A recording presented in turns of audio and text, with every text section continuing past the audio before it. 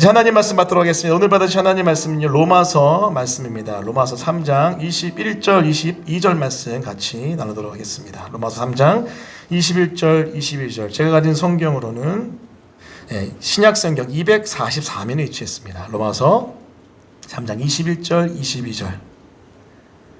우리 짧은 말씀이니까요, 다 같이 한 목소리로 하나님 말씀 받습니다. 시작. 이제는 율법에 하나님의 한 의가 나타났으니 율법과 선지자들에게 증거를 받은 것이라 곧 예수 그리스도를 믿음으로 말미암아 모든 자에게 하나님의 의니 차별이 없느니라. 아멘. 네, 오늘 말씀은 로마서 3장 21절 22절 말씀을 본문으로 복음 중심 삶 가스펠 센트리드 라이프 첫 번째입니다. 복음은 위선과 행위를 뛰어넘는다. 복음은 위선과 행위를 뛰어넘는다는 제목의 하나님 말씀을 증거하겠습니다. 제가 미국에 있을 때 한국에서 한 지체에게 연락이 왔습니다.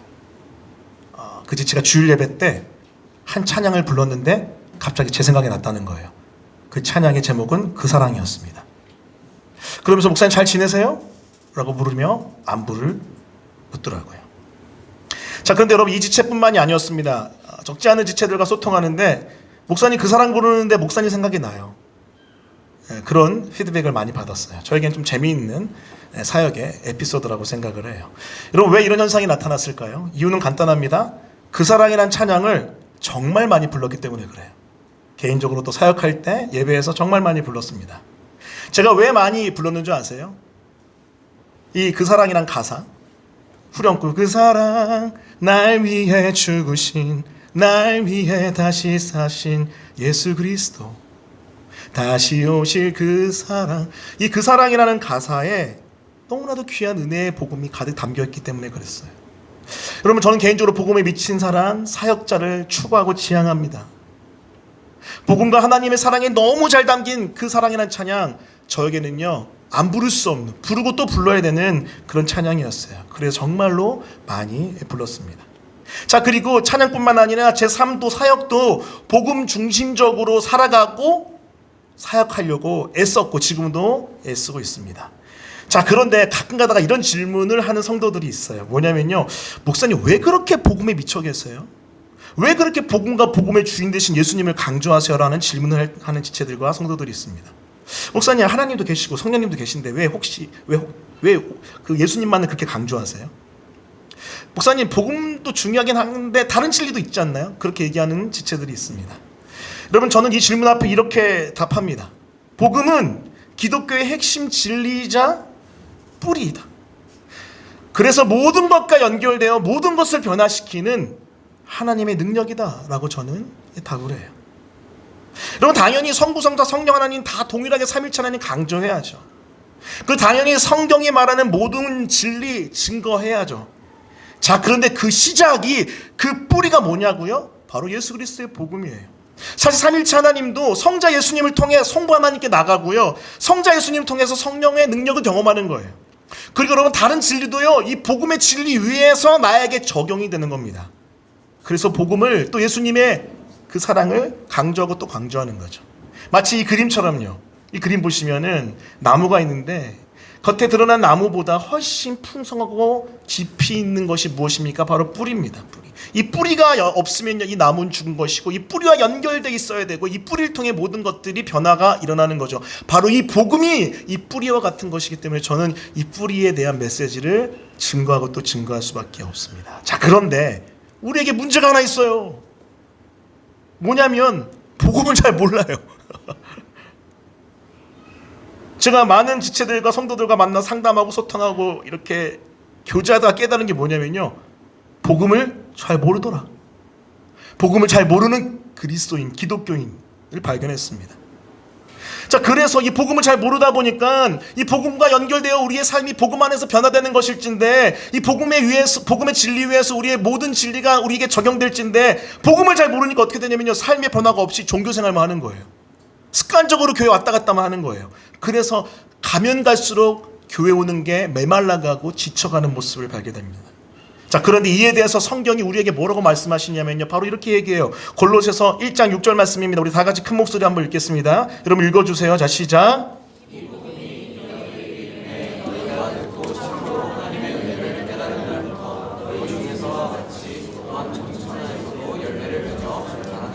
자, 이 복음이요 골로새 교인들에게 임했는데 골로새 교인이 복음을 듣고 어떻게 됐어요? 은혜를 깨달았어요.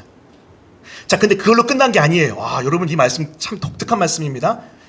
그 은혜를 깨달은, 복음을 듣고 믿어 은혜를 깨달은 날부터 시작해서 이 복음이요 열매를 맺고 자라가요. 복음이 열매를 맺어 자라가요. 열매를 맺고 자라나는 복음? 이게 도대체 뭘까요? 이렇습니다. 복음을 더 깊이 계속해서 깨닫는 거예요. 그 가운데 계속해서 복음을 더 의지하고 믿는 거예요. 그걸 통해서 내가 머리로 하는 복음이 아니라 이 삶으로 내려온 복음, 소위 말하는 알면서 삶으로 복음의 영향력이 점점 커져서 열매 맺혀가고 변화가 일어나는 거죠. 이것이 바로 복음의 성장입니다. 복음을 잘 모르는 우리에게, 그래서 삶의 변화가 없는 우리에게 골로새서 1장 6절은 뭐라고 얘기하는 거예요? 우리 안에 있는 복음이 열매 맺고 자라나는데 복음을 더 깊이 깨닫는 믿음 가운데 복음을 알면서 삶으로 복음의 영향력이 점점 커가는 것, 그것이 우리가 지향해야 될 복음 중심 삶의 모습인 거예요. 자, 그래서 오늘부터 연말까지요 14주 혹은 15주 동안 걸쳐서요 다시 복음을 증거하려고 합니다. 다시 복음을 증거해요. 마치 로마 교인들에게, 너무나 복음을 잘 알고 있었던 로마 교인들에게 바울이 로마서를 다시 쓰며 복음을 증거했던 것처럼 여러분에게 복음을 다시 증거하고 싶어요. 자, 그 가운데 복음으로 여러분 영혼이 세워졌으면 좋겠습니다. 극진의 파트 2가 뭐였죠? 다하여 나를 사랑하는 거잖아요. 하나님을 사랑하고 다하여 나를 사랑하는 것, 여러분 복음으로 나를 세워갈 때 가능하고요. 또 복음으로 공동체를 다시 세울 때 다하여 이웃을 사랑할 수 있는 거죠. 바로 그런 복음 중심적 삶, 복음 중심적 공동체 이뤄가는 것, 그것이 바로 이 메시지의 목적입니다. 자, 이것을 위해서 제가 어떻게 메시지를 증거해야 될까, 어떻게 다시 복음을 증거할까 하다가 만난 교재가 있습니다. 그 교재가요 복음 중심 삶, 복음 중심 공동체라는 교재예요. 정말로 탁월하게 복음을 우리에게 설명해주고 증거해 주더라고요. 자, 그래서 이 교재의 도움 가운데 이 교재의 내용을 정리하고 또 기초해서 여러분에게 복음 중심적 삶과 공동체에 대해서 증거하려고 합니다. 자, 이렇게 복음 중심적 삶과 공동체에 대한 메시지 들으며 복음에 대해서 다시 한번 깊이 있게 깨달을 때 여러분 개인의 삶과 공동체가 말 그대로 하나님의 나라가 이루어지는 열매 맺는 삶 되기를, 변화의 역사가 일어나는 삶 되기를 예수님의 이름으로 축원합니다. 할렐루야. 자, 그렇다면 복음 중심 삶 첫 번째 메시지입니다. 그것은 바로 복음은 위선과 행위를 뛰어넘는다는 거예요. 따라해 보겠습니다. 복음은 위선과 행위를 뛰어넘는다. 자, 잘 들어보세요. 그 다음 페이지. 자, 이 복음 중심 삶의 한 도표, 그림이 등장하는데요. 복음을 너무나 잘 표현한 그림 도표입니다. 주인인 한 사람이 이 시간의 축을 따라 이 땅에 살아갑니다. 자, 그런데 어느 날 복음을 들어요. 그리고 믿고 회심하게 됩니다. 영어로는 conversion, 회심의 역사가 나타나죠. 근데 회심의 역사가 나타날 때 그 내면을 들여다보면은요 어떠한 메커니즘이 있냐면요, 먼저는요 복음을 들을 때 하나님이란 존재가 살아계시고 그 살아계신 하나님의 거룩하심이 어마어마하다는 것을 인식하게 돼요. 자, 그와 동시에 어떤 일이 일어나냐면요, 잠깐만요, 나의 육신과 죄성에 대해서 깊이 깨달아집니다. 아, 나는 죄 그 자체, 죄 덩어리구나라는 것을 깊이 깨닫게 돼요. 자, 하나님의 기가 막힌 거룩하심과 말도 안 되는 나의 죄악 가운데 여러분 큰 차이, 갭이 생깁니다. 근데 여러분 하나님 너무 거룩하시기 때문에요 이 죄덩어리 인간을요 저주하여 진노하여 죽일 수밖에 없어요. 그게 바로 죄인의 받아야 될 형벌이죠. 하지만 여러분 어떻습니까? 하나님은 사랑이시기 때문에 저주하여 버리지 않으시고 우리가 받아야 될 그 진노의 저주를, 그 진노의 저주의 하이라이트인 죽음을 그의 아들 예수님께 대신 짊어지게 하십니다. 십자가에서 다 예수님이 진노받아 죽음으로 우리가 받아야 될 진노를 받으신 거죠. 나의 죄를 향한 하나님의 거룩한 진노를 예수님께서 대신 지신 것이에요. 그게 바로 이 그림의 모습입니다. 그래서 여러분 예수님의 복음을 듣고 회심할 때 이 둘 간격을, 십자가를 믿음으로 뛰어넘는 거죠. 그것이 바로 회심입니다. 자, 이 책은 회심을 이렇게 이야기해요. 성도의 삶은 하나님의 거룩하심과 나의 죄성 사이의 간격을 처음 깨닫는 순간 시작된다. 회심하는 순간 하나님과 나의 죄악 사이의 다리가 되어주신 예수님을 신뢰하고 소망하게 된다. 자, 그런데 여러분 중요한 게 있어요. 예수님을 처음 믿을 때 이런 역사가 나타나잖아요. 그런데 그거 아세요? 복음이 성장한다 그랬잖아요. 우리 하나님과 말씀과 기도 가운데 교제할 때 이 복음이 성장해요. 그러면서 나타나는 현상이 하나님이 누구신지 더 깊이 알아가요. 그 가운데 동시에 내가 누군지 더 깊이 발견합니다. 하나님이 누구십니까? 아, 하나님 진짜 거룩하신 분이구나. 아, 원래 거룩하시죠. 근데 내가 깨달아진다는 거예요. 와, 나 진짜 죄송해요, 쓰레기구나, 죄덩어리구나. 더 깊이 깨달아지는 거예요. 원래 그랬는데 이제야 깨닫는 거죠. 자, 그렇게 하나님의 거룩하신가 나의 죄를 더 깊이 인식하면서 내가 복음의 성장을 이뤄가는 거죠. 자, 그 다음 페이지 보여주세요. 그래서 여러분, 도표의 상단선에 있는 하나님의 거룩에 대한 인식의 성장 가운데 우리는 하나님의 그 거룩을 더 깊이 바라보게 되고, 하단부에 보시면은 나의 욕심과 죄성에 대한 인식의 성장 가운데 와, 나 생각보다 진짜 심각한 죄인이구나 하는 것을 깊이 깨닫게 됩니다. 자, 그 가운데 어떻게 할까요? 그 가운데 어떻게 해요? 점점점 커져가는 그 하나님의 거룩에 대한 인식과 점점점 더 커져가는 나의 죄성에 대한 인식이 커져갈 때 우리는 뭘 붙들어야 되죠? 십자가에 붙들어야죠. 여러분, 그거 아십니까? 나는 생각보다 더 큰 죄인이지만 하나님 생각보다 더 크게 나를 사랑하신다. 이게 가스펠 복음입니다. 따라해봅니다. 나는 생각보다 더 죄인이지만 하나님은 생각보다 더 사랑하신다. 이미 다 이루셨어요. 내가 처음 믿을 때 이미 나에게 부어주신 하나님의 사랑이에요. 근데 다 깨닫는 거예요. 아, 이 간극, 주님의 은혜 때문에 내가 여기 있구나. 그럼에도 불구하고 나를 사랑하신, 나의 어떠함이 아니라 하나님의 아들 예수님의 대신 십자가에서 죽어주심으로 나는 영원히 용납됐구나. 주님 감사합니다. 그게 은혜의 소식, 가스펠 복음입니다. 그게 바로 확장된 십자가의 모습이죠. 도표의 상단선 하단선이 더 멀리 뻗어갈 때 십자가도 우리 속에 더 커지는 거예요. 예수님에 대한 우리의 사랑이 더 깊어지고요, 그분의 선하심에 대한 이해가 더 충만해집니다. 자, 그런데 문제가 있습니다. 여러분, 이렇게 충만한 그 주님의 사랑을 경험하고 누리는 삶을 살고 계세요? 제가 보니까요, 그렇지 못한 분들이, 죄송해요, 90% 이상이에요. 목회자 포함하여. 우리는 이런 삶을 삽니다. 바로 십자가를 축소해버려요. 처음에 믿을 때는 이 두 사이의 간격을 예수님의 대신 죽어주신 그 은혜의 사랑 의지에서 뛰어넘습니다. 그 영원한 생명을 누리고 지옥이 아니라 천국을 향해 나아갑니다. 자, 그런데 점점점 거룩에 대한 인식이 커가고 나의 죄성에 대한 인식이 커갈 때 이상하게도 십자가를 안 붙들어요. 갑자기 십자가를 안 붙들어요. 그리고 내가 내 인생의 구원자가 되려고 갑자기 몸부림쳐요. 그러면서 하나님의 거룩에 대해서 어떻게 반응하냐면 내 행위로 한번 메이크업 해보려고 그러고요, 나의 죄성에 대해서는 내가 아닌 척하며 위선을 살아가는 모습으로 메이크업 하려고 합니다. 자, 이것을 조금 더 자세하게 설명해 볼게요. 자, 내가 내 인생의 주인이자 구원자라는 이 죄의 뿌리, 그것을 내려놓고 오직 주님만이 나의 주인이시고 구원자십니다라고 하며 살아야 되는데, 그 다음 페이지 보여주시면은 이 내가 내 인생의 주인이고 구원자라는 죄의 뿌리가 계속해서 우리 안에 남아서 막 우리를 유혹하고 역사하거든요.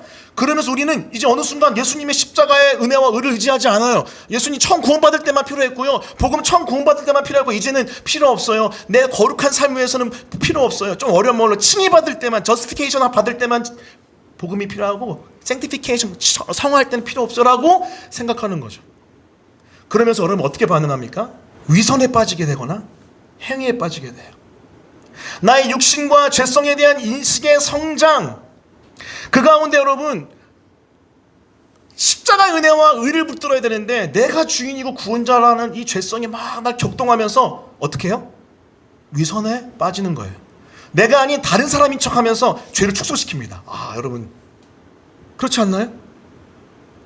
내가 구원자라는 그 죄성이 막 발동하면서 그 육신이 또 죄성이 점점점 와, 나 진짜 죄인이구나 를 깨닫는데 은혜를 붙들어야 되는데 갑자기 나 괜찮은 사람이야 라면서 위선에 빠져요. 반대로 하나님의 거룩하심에 대한 인식이 성장할 때 내가 주인이요, 내가 특히 구원자라는 이 죄성은요, 행위의 삶을 살게 됩니다. 행위로 모든 걸 메이크업하려고 그래요. 뭐예요? 하나님의 기준을 내가 성취할 수 있을 정도로 낮춰버려요. 깨달은 그 거룩에 대한 인식을 낮춰서 내가 뭘 해서, 행위를 해서 만족시킬 수 있을 거라고 하는 거죠. 자, 그렇다면 이 앞부분이 위선부터 한번 살펴볼게요. 여러분 지금 현미경으로 우리의 내부를 한번 들여다보는 거예요. 자, 나의 죄성을 더욱 깊이 인식하는 가운데 내가 구원자라는 죄성은요, 우리를 위선 가운데 몰아내는데 한번 패턴을 볼게요. 내가 아닌 다른 사람인 척하는 이 죄의 축소의 어떤 하나의 플로우를 알려드리겠습니다. 먼저 여러분, 우리는 죄성을 점점 크게 깨닫습니다. 그렇죠? 근데 이게 무거워요. 십자가에 던지면 되는데 내가 나 인생의 구원자가 되려고 하니까 이게 무거워요. 그 다음에 어떻게 됩니까? 그 무게에 못 이겨서 더 나은 사람인 척하면서 위로받고 싶어요. 그 무게에 못 이겨서 그냥 나를 숨겨요. 위선을 떨면서 위로받고 싶어요. 그 가운데 내 죄를 축소하죠. 자, 근데 여러분 이 깊이 들어가다 보면은요, 무슨 죄가 도사리고 있는 줄 아세요? 나는 생각보다 나쁜 사람이 아니에요. 옛날 처음 예수님 믿었을 땐 진짜 나빴는데요, 나 이제 괜찮은데. 그러면서 자기 자신 높이는 태도에 빠져들어갑니다. 이게 위선의 죄예요. 자, 그런데 여러분 이렇게 내가 아닌 다른 사람인 척하면서 죄를 축소하는 이 위선은요, 한 6가지 정도의 반응을 하며 살아간대요. 첫 번째는 방어, 두 번째는 가장, 세 번째는 은신, 네 번째는 과장, 다섯 번째는 비난, 여섯 번째는 경시예요. 자, 방어. 이 책에 나와 있는 내용을 제가 읽어드릴게요. 방어는 뭐냐면은 나는 나의 약점이나 죄에 대한 지적을 쉽게 받아들이지 않아요. 그런 일 당하면 난 변명해요. 나 그런 사람 아니야. 나 괜찮은 사람이야. 내가 잘한 것을 말하거나 나의 결정을 정당화해요. 그 결과가 뭡니까? 사람들은 내게 접근하기를 주저해요. 부담스러운 사람이 되는 거죠. 나는 내 삶의 힘든 일을 점점 얘기하자는 굉장히 방어적인 사람이 됩니다. 그게 위선에 빠진 사람의 모습이에요. 자, 두 번째, 가장. 가면 쓰는 거죠. 나는 현재의 지위와 좋은 이미지 유지하기 위해 여러 가지 노력을 해요. 나의 행동이요, 다른 사람의 시선에 따라 막 변해요. 나는 내 삶을 돌아보는 것을 좋아하지 않아요. 왜냐하면 돌아보면 다 들통나니까. 그 결과 많은 사람이 진정한 나의 모습을 잘 모르고 나조차도 내가 누군지 잘 몰라요. 가면 썼기 때문에. 세 번째, 은신입니다. 숨어 들어가요. 무엇입니까? 나는 나의 삶을, 특히 나쁜 것을 최대한 숨기려는 경향이 있어요. 이건 아니야. 이건 내가 아니야. 이는 좀 가장과 다릅니다. 가장은 다른 사람에게 보이는 것을 이렇게 숨기는 게 목적이지만은 이 은신은요, 수치심에서부터 비롯돼서 자기를 도망가게 하는 거예요. 나는 사람들이 나의 참모습을 사랑하거나 수용할 수 없다고 생각하고 나 자신도 나의 참모습, 나 자신을 사랑할 수 없고 수용할 수 없기 때문에 그냥 도망가 버립니다. 네 번째, 과장이에요. 자기 자신을 과대평가해서 얘기하는 경향이에요. 주로 관심을 끌기 위해 어떤 사건들을 과장해요. 그 결과 더 많은 관심이 집중되는데 그 너무 재밌게도 아이러니하게도 이런 관심이 나를 더 불안하게 하고 스트레스 받게 해요. 자, 다섯 번째, 비난이에요. 나는 너무 쉽게 다른 사람의 죄나 환경을 비난합니다. 나는 내가 죄나 갈등의 원인을 제공했다는 사실 인정하기 힘들어요. 그 인정하면 나는 나쁜 사람 되니까. 내 탓은 아닐 거라는 자존심, 내 자신 잘못일 경우 거부당할 수 있다는 두려움 때문에 다른 사람에게 다 비난의 화살을 돌립니다. 마지막, 경시. 여러분, 위선과 경시가 무슨 관계가 있을까요? 나는 나의 죄나 내 삶의 상황을 평범하거나 별거 아닌 것처럼 여겨요. 이 정도는 다 하는 거지 뭐. 괜찮아. 그 결과 뭐예요? 나와 나의 죄, 상황들을 쉽게 무시하고 그 죄를 무시하다 보니까 쌓여가겠죠. 치명적으로 내 삶을 파괴합니다. 그럼 어떤 사람은 방어, 어떤 사람은 가장, 어떤 사람은 은신, 어떤 사람은 과장, 어떤 사람은 비난, 어떤 사람은 경시를 통해서 이 위선에 푹 젖어 있습니다. 혹시 여러분 이런 경우 많지 않습니까? 그러면 아직 복음을 우리는 깊이 깨닫지 못한 거예요. 자, 이제는 행위입니다. 하나님의 거룩하심에 대한 인식이 성장할수록 은혜를 붙들어야 되는데 은혜가 아니라 내가 구원자임을, 이 죄성이 올라올 때 우리는요, 하나님의 기준을 내가 성취할 수 있을 정도로 낮춰서 생각하면서 하나님의 거룩하심을 축소하면서 그 기준에 나의 행위로 도달하도록 애씁니다. 자, 패턴을 볼게요.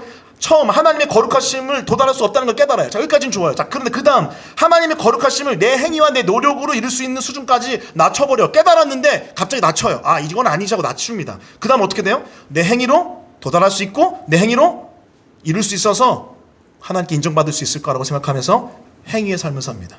근데 여러분 이 깊이 들어가다 보면 무슨 죄가 도사리고 있냐면요, 하나님을 자기의 노력으로 만족시킬 수 있다는, 나의 행위로 만족시킬 수 있다는 하나님을 경시하는 태도가 이 안에 깊이 들어있다고 해요. 여러분, 이 행위에 빠진 사람은요, 계속해서 뭔가를 합니다.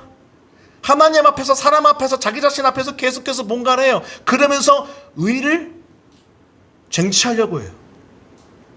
어떤 사람은 직업, 어떤 사람은 가족, 어떤 사람은 신학, 지식, 계획, 융통성, 긍휼, 율법, 재정, 정치, 관용. 이 책에 여러 가지 것들이 나오는데 한번 제가 읽어드릴게요. 직업, 난 열심히 일해. 그래서 하나님이 보장해 주실 거예요. 일하는 행위에다가 자기를 뿌리내리는 거죠. 가족, 나는 부모로서 자녀를 올바로 양육해. 따라서 나는 자녀를 다스리지 못하는 부모보다 더 경건해. 신학, 나는 건강한 신학 지식 가지고 있어. 따라서 하나님을 그릇된 신학으로 따르는 사람보다 나는 더 좋은 사람이야. 지식, 나는 다른 사람보다 더 많은 책을 읽고 더 잘 표현하고 더 고상해. 나는 당연히 다른 사람보다 우월해라는 잘못된 인식. 계획, 이제 제2에 해당되겠죠. 나는 자제력이 있으며 시간 관리 잘하며 따라서 나는 다른 사람보다 성숙해. 제2들이여 회개하라. 이런 행동과 행위에 빠지는 거죠. 자, 그럼 제2의 반대가 뭐죠? P죠. 융통성. 바쁘게 돌아가는 세상 속에서 나는 여유와 평안함을 잃지 않아. 너무 그렇게 빡빡하게 살지 마. 난 언제나 다른 사람을 위해 시간 낼 수 있고, 그렇지 않은 사람들을 부끄럽게 생각해야 돼. 긍휼은 뭘까요? 나는 가난하고 불우한 사람들을 보살핀다. 다른 사람들도 당연히 그렇게 해야 되는 거 아닌가? 율법, 나는 술과 담배 멀리하고 데이트도 하지 않아. 난 거룩한 삶 살아. 하지만 요즘에 많은 신자를 너무 경건이 무너졌어라고 정죄하는 태도. 재정, 나는 재물을 지혜롭게 관리하고 빚을 짓지 않아. 나는 소비를 절제할 줄 모르는 세속적인 신자와는 전혀 다른 사람이지. 자, 정치 요즘에 많은데요. 만일 진정 하나님을 사랑하는 사람이면 내가 추천하는 이 사람에게, 이 이데올로기에 투표해야 되는 거 아니야? 이것도 행위에 근거한 잘못된 자기입니다. 관용, 나는 나와 의견이 다른 사람에게 너그럽고 열린 마음이 있어. 이런 면에서 나는 예수님만이 닮았다. 자, 그런데 이런 특정 행위가 의로움의 근원이 될 때 우리는 복음의 능력을 차단해 버립니다. 여러분 잘 들으세요. 어떤 내가 행위를 통해서 나는 의롭다라고 하면서 나의 의로움의 근거를 행위에 잡을 때 우리는 예수님의 복음을 차단해요. 하지만 여러분 기억하십시오. 우리의 의로움의 유일한 근거는 오직 주님밖에 없어요. 할렐루야. 왜? 우리는 죄 그 자체이기 때문에 아무리 행동을 해봤자, 행위해봤자, 아무리 마음을 실어봤자 죄로 쩔어있는 마음과 행위이기 때문에, 삶이기 때문에 그냥 죄예요. 죄. 의를 이룰 수가 없습니다. 여러분에게 이렇게 물어보십시오. 두 가지 질문을 해보세요. 그 두 가지 질문에 여러분 어떻게 답하는지에 따라서 여러분이 위선에 걸려있거나 행위에 걸려있는 거예요. 나는 내가 신뢰하고 인정받고 있다는 느낌을 받기 위해 무엇을 의지하는가? 여러분 뭘 의지하세요? 여러분 신뢰, 인정받다는 느낌을 갖기 위해서 뭘 의지하세요? 여러분 혹시 숨기면서 포장하면서 사람들 앞에 서 있습니까? 아니면 난 이런 사람이야 하면서 뭔가 행위를 통해서 인정을 받으려고 합니까? 그럼 다 복음과 상관이 없는 사람인 거죠. 자, 두 번째, 하나님이 여러분 지금 보고 계세요. 보고 계신데 어떤 표정 지으실까요? 상상해 보세요. 어떤 표정이세요? 지금 어떤 표정이신 것 같아요? 혹시 무섭게 인상을 찌푸리면서 내가 너 그럴 줄 알았어. 내가 너 그럴 줄 알았어. 그럼 뭐예요? 이건 복음이 아니에요. 다 어디에 근거하는 거예요? 나의 행위, 나 자신의 의로움에 근거하는 겁니다. 자, 그런데 여러분 그게 복음이 아니죠. 복음 무엇입니까? 로마서 3장 21절 22절이에요. 제가 읽겠습니다. 이제는 율법에 하나님의 한 의가 나타났습니다. 여러분 율법을 완벽하게 지키면요 그것도 의가 됩니다. 구약이 그걸 얘기하죠. 근데 여러분 율법을 완벽하게 지킬 수 없어요. 절대. 왜죠? 죄인이니까 절대 못합니다. 절대 못해요. 그게 여러분 3장 앞부분 내용 아닙니까? 죄로 썩어 문드러진 우리의 내면을 폭로하는 거 아닙니까? 자, 그렇게 우리에게는 이 한 가지 소망밖에 없습니다. 무엇입니까? 바로 22절이에요.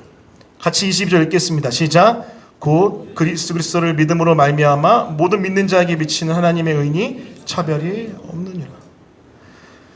나는 죄여서, 죄 그 자체여서, 죄 장아찌, 죄 그 덩어리이기 때문에 하나님의 말씀을 지킬 수 없으나 이런 나를 용납하시고 나의 어떠함이 아니라 그 주님의 사랑으로 나를 끌어안아 주신 예수님의 십자가의 용서, 그리고 예수님의 그 의로움, 그것이 나에게 유일한 소망입니다. 그것이 바로 우리의 의의 근거가 되어야 돼요. 그렇기 때문에 여러분 왼쪽에 보시면요, 우리가 자꾸 신앙생활 하다 보면, 성화의 삶을 살다 보면 이 왼쪽에 오류에 빠지는 거예요. 십자가를 계속 붙드는 게 아니라 행위의 위선에 빠지는 거죠. 자, 근데 왼쪽에 있는 분들 다시 오른쪽으로 가셔야 돼요. 다시 오른쪽으로 가셔야 돼요. 여러분, 인생이요, 의로움과 정체성을 찾는 몸부림이라고 해요. 다시요, 우리의 인생은요, 의로움과 정체성을 찾는 몸부림이에요. 자기 자신에게 의로움과 정체성에 뿌리를 두면 어때요? 우리는 위선과 행위에 빠질 수밖에 없대요. 왜? 죄인이니까. 자, 그런 사람들, 결국 우리는 무엇에 우리의 정체성과 의로움에 뿌리를 둬야 됩니까? 바로 예수님이죠. 예수님. 그래서 여러분, 이 복음의 원리를 보십시오. 하나님께서 복음 안에서 약속하신 깊은 변화, 종교 생활이 아니라 진짜 다이나믹한 풍성한 삶을 살기 위해서는요, 우리 자신이 아닌 그리스도 안에 우리의 의로움과 정체성을 고정시켜야 돼요. 십자가의 사랑과 은혜와 의에 고정시켜야 돼요. 그 가운데 좀 어렵지만 잘 들어보세요. 복음이 약속하는 수동적 의와 양자됨이 우리 삶의 중심이 되어야 됩니다. 수동적 의는 뭘까요? 나는 받기만 하면 되는 거예요. 따라해볼까요? 나는 받기만 하면 된다. 뭘요? 예수님이 이루신 의를 받기만 하면 돼요. 믿음으로. 예수님의 의, 우리의 행위와 상관없이, 우리의 위선과 상관없이 우리에게 덧입혀진 겁니다. 우리에게 일방적으로 덧입혀버리신 거예요. 그리고 여러분, 거룩하신 하나님 앞에 나갈 때 두려움이 있거나 염려가 있는 것이 아니라 그 덧입혀진 의 때문에 어떻습니까? 오히려 기뻐서 예배하는 거예요. 그리고 여러분, 우리는 예수님 안에서 우리의 행위나 말이나 생각과 상관없이 영원히 자녀로 용납받은 하나님의 아들, 딸인 줄 믿습니다. 할렐루야. 이 수동적 의와 양자됨, 이 자녀됨의 약속이 우리 내면에 깊이 뿌리 내려야 됩니다. 이것이 바로 복음이 위선과 행위를 뛰어넘어 제가 여러분, 이 뛰어넘다는 단어를 찾아내려고 얼마나 했었는 줄 아세요? 행위와 위선을 계속해서 뛰어넘어 우리 가운데 평안과 은혜를 베푸시는 복음의 능력이죠. 여러분, 그거 아세요? 복음을 진짜 제대로 믿으면요, 자녀됨을 누립니다. 하지만 제대로 믿지 않으면요, 예수님을 믿음에도 불구하고 고아의 아이덴티티로 살아간대요. 들어보세요. 이 책에 나와 있는데 사실 나중에 한번 이 책 한번 보시면 좋을 것 같아요. 자, 자녀는요, 하나님께서 나를 사랑하시기 때문에 염려하지 않아요. 근데 고아는 어떤 줄 아세요? 친구들, 돈, 학교, 성적 때문에 염려해요. 자녀는요, 날마다 하나님과 동행하며 살아가기 때문에 은혜를 누리지만은요, 고아는 어때요? 매일매일 주님과 생동감 있는 교제 하지 않습니다. 못해요. 자녀는 수용된 느낌, 용서받은 느낌인데요, 고아는 항상 비난과 죄책감을 느낀다고 합니다.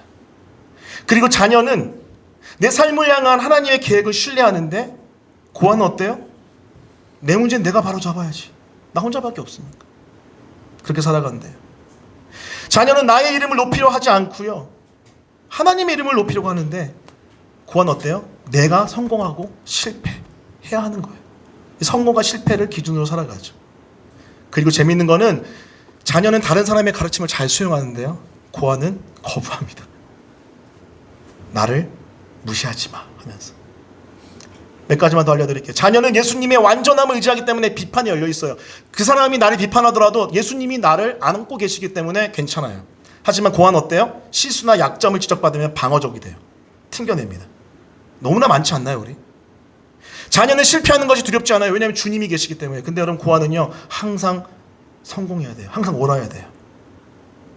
자, 그리고 자녀는 하나님께서 온전히 내 영혼을 만족시켜 주시는데 하나님 한 분으로 만족되는데, 고아는 어때요? 지위를 통해서, 소유를 통해서 만족하려고 하죠. 여러분, 너무나 많습니다. 자, 그런데 여러분, 물어볼게요. 여러분, 지금 자녀잖아요. 예수님 믿음으로 자녀되지 않았습니까? 할렐루야. 근데 많은 사람들이 고아처럼 살아갑니다. 왜일까요? 이유는 간단해요. 십자가를 처음만 붙들었지 계속 붙들지 않기 때문에 그래요. 사랑하는 성도 여러분, 부탁합니다. 복음은요, 매 순간 우리에게 선포되어야 될 좋은 소식이에요. 여러분, 나는 실패할 수밖에 없는 죄인이고 연약한 죄인입니다. 앞으로도 계속 그럴 거예요. 하지만 그것보다 더 큰 게 있어요. 뭐죠? 그럼에도 불구하고 계속해서 나를 끌어안고 계시는 하나님의 십자가 사랑은 변함없이 영원한 줄 믿습니다. 할렐루야. 다윗이 고백하죠. 나의 평생에 그의 인자하심과 선하심이 반드시 나를 따르리니. 여러분, 제가 이거 옛날에 작년인가요? 여름에 여러분 제가 이거 원어로 주회해서 설교해 드렸잖아요. 뭐였어요? 주의 인자하심과 선하심과 인자하심이 나를 따르는데요. 그 인자하심과 선하심은요, 시편에 어떻게 나왔냐면요, 압도하는 인자하심이에요. 압도하는. 그래서 여러분 제가 그림을 그려드렸잖아요. 홍수가 났을 때 쓸어버린다는 원어랑 여기 연결되어 있거든요. 하나님의 인자하심요, 압도해서요, 내 뒤에서 나를 향해 막 쫓아와요. 여러분, 보통 우리가 하나님을 추구하는 거 아니에요? 하나님 따라가는 거 아니에요? 근데 여러분, 성경은 그걸 얘기하지 않고 있어요. 무엇을 얘기합니까? 하나님의 인자하심이 쓰나미처럼, 압도하는 쓰나미처럼 우리를 뒤에서 쫓아오고 계세요. 그 은혜 때문에 우리는 사는 줄 믿습니다. 할렐루야. 쓰러져도, 넘어져도, 자빠져도, 실패해도, 난 더 이상 하나님께 나갈 수 없어라는 치명적인 죄를 지었을지라도 은혜의 압도하는 쓰나미는 우리를 향해 여전히 흐르고 있다는 거예요. 할렐루야. 저는 그거 아니면 설교할 수 없습니다. 그거 아니면 이 단에 설 수가 없어. 저 죄인이에요. 오직 은혜로 사는 것, 오직 은혜로 서는 것, 그것이 바로 복음 중심적 삶의 핵심인 줄 믿습니다. 말씀을 정리하겠습니다. 그럼 복음은요, 위선과 행위를 뛰어넘습니다. 복음은요, 그 압도하는 선하심과 인자하심의 거룩한 쓰나미로 우리를 끌어안는 하나님의 사랑의 소식인 줄 믿습니다. 여러분 자신을 그 사랑으로 끌어안으시기 바랍니다. 여러분 자신을 그 은혜로 끌어안으시기 바랍니다. 매 순간 십자가를 다시 붙들고 그 복음 안에서 위선과 행위를 뛰어넘는 인생, 그 인생 가운데 진정한 변화가 시작될 줄 믿습니다. 그런 은혜가 있기를 예수님의 이름으로 축원합니다. 아멘. 자, 오늘 말씀 기억하면서 같이 함께 찬양했으면 좋겠는데요. 우리 함께 부를 찬양, 시작됐네라는 찬양 같이 하겠습니다. 은혜로다. 시작됐네,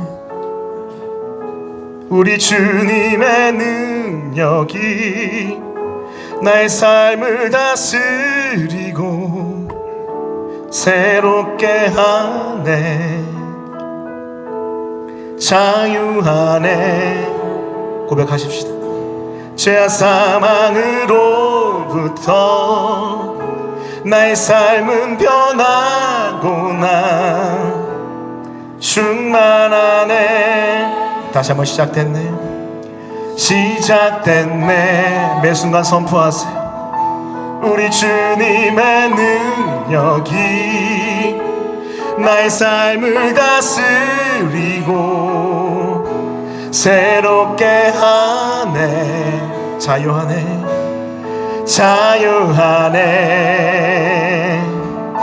죄와 사망으로부터 나의 삶은 변하고나 충만하네.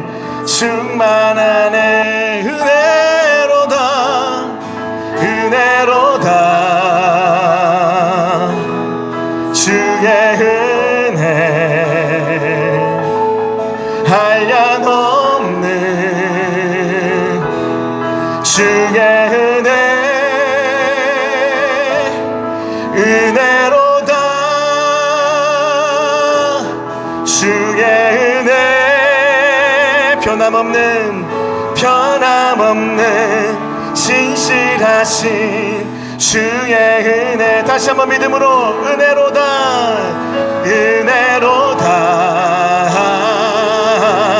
주의, 우리의 어떠함이 아니라 주님의 끌어안아 주심, 한량없는, 변하지 않습니다. 주의 은혜로다. 주의 은혜 변함없는 신실하신 주의. 우리 다시 한번 은혜로다.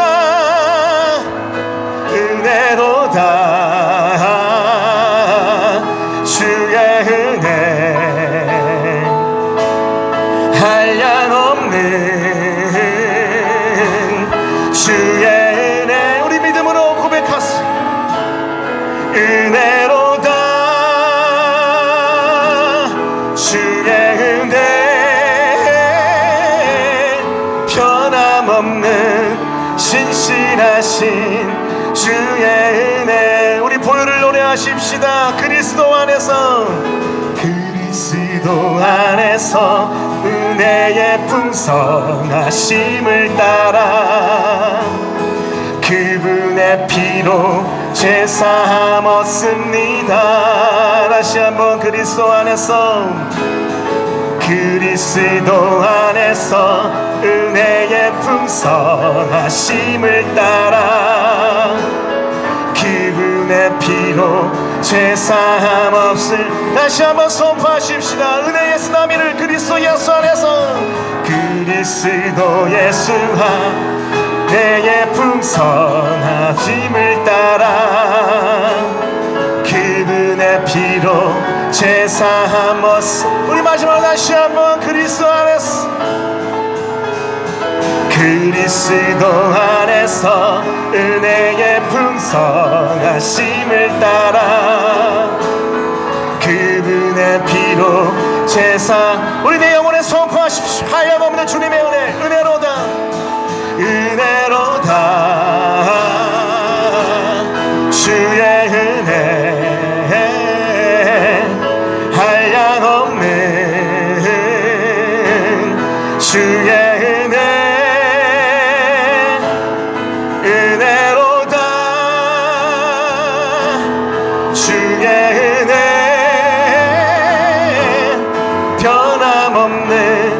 신실하신 주의 은혜. 우리 마지막으로 다시 한번, 은혜로다, 은혜로다. 주의 은혜 한량없는 주의 은혜, 은혜로다, 은혜로다. 주의 은혜 변함없는 신실하신 주의 은혜, 변함없는 신실하신 주의 은혜, 변함없는 신실하신 주의 은혜. 여러분, 다시 말씀드립니다. 여러분, 사실 많은 성도들이, 또 목회자들이 복음을 이해하긴 하지만 복음을 잘 모르는 경우가 많습니다. 그래서 여러분, 복음은요, 매 순간 교회에서 증거되어야 되는 기독교의 기본 진리, 뿌리입니다. 여러분, 진짜 자기 자신에게 물어보세요. 내가 복음을 알고 있는지. 혹시 여러분 위선과 행위에 빠져있지 않습니까? 혹시 여러분이 인정받고 칭찬받기 위해서 뿌리를 두고 있는 것이 여러분 자신 아닙니까? 여러분의 행위 아닙니까?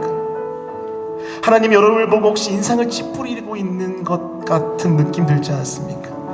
여러분, 기억하십시오. 복음 우리의 어떠함에 근거를 두는 것이 아니라 하나님의 사랑과 예수 그리스도의 용서하심, 그 예수님의 의에 근거하는 것입니다. 이 시간 크게 기도하지 않을게요. 좀 잠잠히 기도할 때, 주님, 내가 더 이상 위선으로 죄를 축소하고 행위로 하나님의 거룩에 도달하려고 노력하지 않게 하소서. 오직 주님을 더 알아갈수록 주의 은혜를 의존하고 의지하는 믿음의 사람 되게 하여 주십시오. 그 안에서 기뻐서, 즐거워서, 행복해서 주님 따라가는 자 될 수 있도록 도와주십시오. 우리 기억하며 같이 함께 묵상으로 기도하겠습니다. 기도합니다.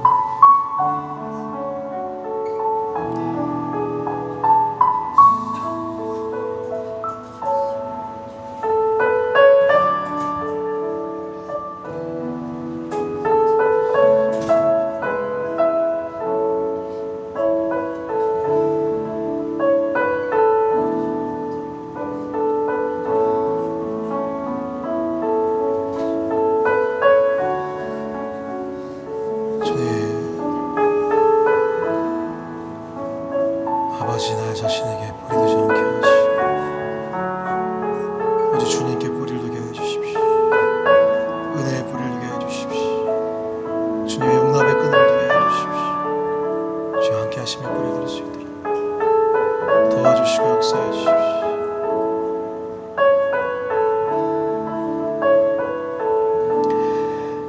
감사드리며 예수님의 이름으로 기도합니다.